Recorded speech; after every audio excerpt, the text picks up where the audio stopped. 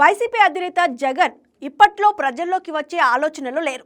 తాజాగా పార్టీ నేతలతో జరిగిన సమావేశంలో మాట్లాడిన జగన్ మరో ఏడాదిన్నర తర్వాత పాదయాత్ర చేపడతానని, అప్పటి నుంచి ఏడాదిన్నర పాటు ప్రజల్లోనే ఉంటానని ప్రకటించారు.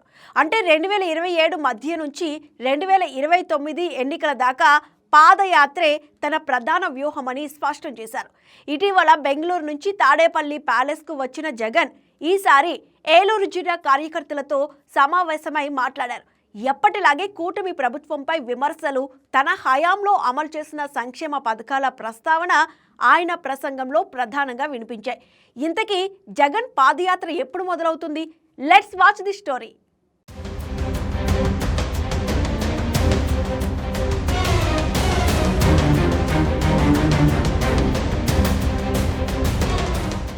జగన్ మళ్లీ మీడియా ముందుకు వచ్చారు. పార్టీని పట్టించుకోవటం లేదని, కార్యకర్తలను వదిలేశారని జరుగుతున్న ప్రచారంపై స్పష్టత ఇచ్చే ప్రయత్నం చేశారు. ఇక నుంచి ప్రతి వారం ఒక నియోజకవర్గ కార్యకర్తలతో సమావేశం అవుతానని ప్రకటించారు. అయితే ఇక్కడే అసలు లెక్కలు మొదలవుతున్నాయి. ఏపీ వ్యాప్తంగా 175 నియోజకవర్గాలు ఉన్నాయి. వారానికో నియోజకవర్గం లెక్కను చూస్తే 3 సంవత్సరాలు కూడా సరిపోవు. మరోవైపు ఏడాదిన్నర తరువాత పాదయాత్ర అంటున్నారు. అంటే తాడేపల్లిలో ఉంటూ వారానికి 1 లేదా 2 రోజులు కార్యకర్తలతో సమావేశాలు, మిగతా రోజుల్లో మౌనం, అవసరమైతే ప్రెస్ మీట్లు అన్నట్లుగా వ్యవహారం నడుస్తుందన్న విశ్లేషణలు వినిపిస్తున్నాయి. ఇదే సమయంలో క్షేత్రస్థాయి పరిస్థితి మాత్రం భిన్నంగా ఉంది. పల్నాడు జిల్లాలో కార్యకర్తలు తీవ్ర అసంతృప్తిలో ఉన్నారు. ఒక్కసారి వచ్చి ధైర్యం చెప్పండంటూ వారు బహిరంగంగా కోరుతున్నారు. బెట్టింగులో నష్టపోయిన క్యాడర్ ఆర్థికంగా, మానసికంగా కుంగిపోయి సహాయం కోసం ఎదురు చూస్తోంది. అయితే పార్టీ అధినేత నుంచి క్షేత్రస్థాయికి వచ్చే స్పందన మాత్రం ప్రసంగాలు, ప్రెస్ మీట్లకే పరిమితం అవుతోందన్న భావన క్యాడర్లో పెరుగుతోంది.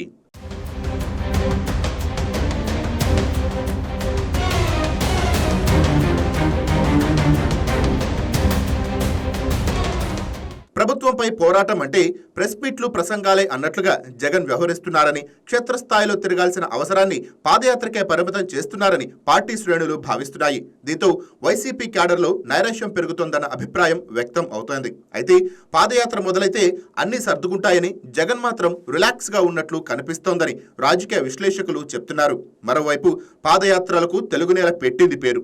రాజకీయ చరిత్రను ఒకసారి పరిశీలిస్తే పాదయాత్రలు అధికారానికి దారి చూపిన సందర్భాలు ఎన్నో ఉన్నాయి.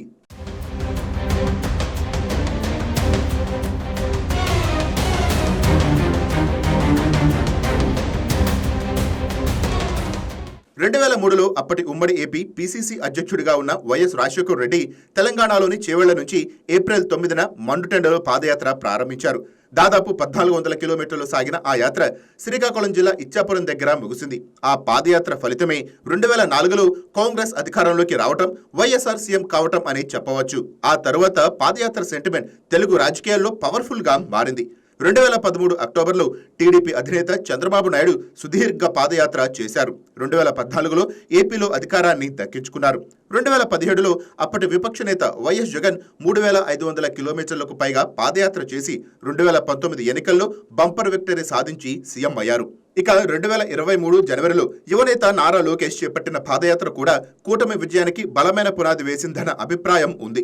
ఇలా 2 దశాబ్దాలకు పైగా ఏపీ రాజకీయాల్లో పాదయాత్రలకు ఒక సెంటిమెంట్ గా మారిపోయాయి. నాయకులు కాళ్లు అరిగేలా నడిచినా చివరికి కుర్చీలు మాత్రం అందుకున్నారు.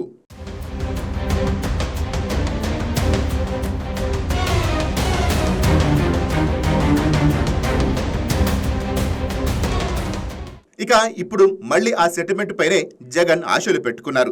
తాజాగా పార్టీ సమావేశంలో మాట్లాడుతూ మరో ఏడాదిన్నర తర్వాత పాదయాత్ర చేపడతానని ప్రకటించారు. అంటే 2029 ఎన్నికలకు సరిగ్గా ఏడాదిన్నర ముందు జగన్ పాదయాత్ర ప్రారంభం కానుంది. సరిగ్గా 2027 వైఎస్ఆర్ పుట్టినరోజున జూలై 8న కర్నూలులోని రుద్రకొండ నుంచి జనమే జయం అనే పేరుతో పాదయాత్ర మొదలవుతున్నట్లు వైకే టీవీ దగ్గర స్పష్టమైన సమాచారం ఉంది. అయితే ఇక్కడే అనేక ప్రశ్నలు తెరపైకి వస్తున్నాయి. తెలుగు రాజకీయాల్లో ఇప్పటి వరకు ఒకసారి పాదయాత్ర చేసిన నాయకుడు మళ్లీ రెండోసారి పాదయాత్ర చేయలేదు. ఆ ట్రెండ్ను బ్రేక్ చేయబోతున్నది జగన్ మాత్రమే. మొదటిసారి చేసే పాదయాత్రకు ఉండే క్రేజ్, మోజు వేరు. ముఖ్యంగా రాజకీయాల్లోకి కొత్తగా వచ్చిన వారు లేదా అధికారానికి దూరంగా ఉన్నవారు చేసే పాదయాత్ర మ్యాజిక్ మరో స్థాయిలో ఉంటుందని రాజకీయ విశ్లేషకులు చెప్తున్నారు.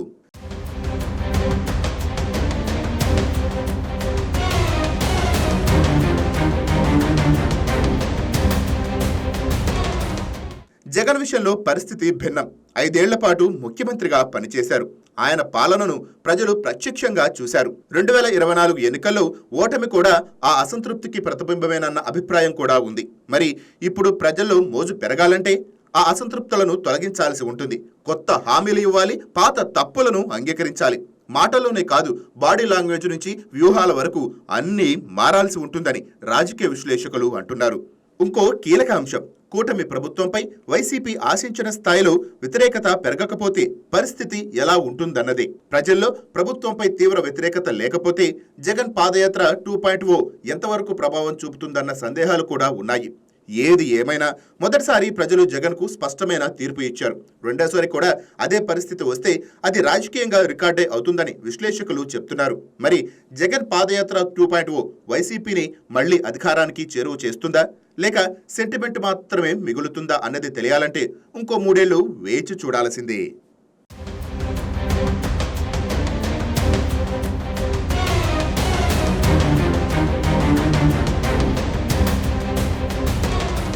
Please subscribe to YK TV Network. Please subscribe to YK TV. Please watch YK News. Don't forget to subscribe YK News channel.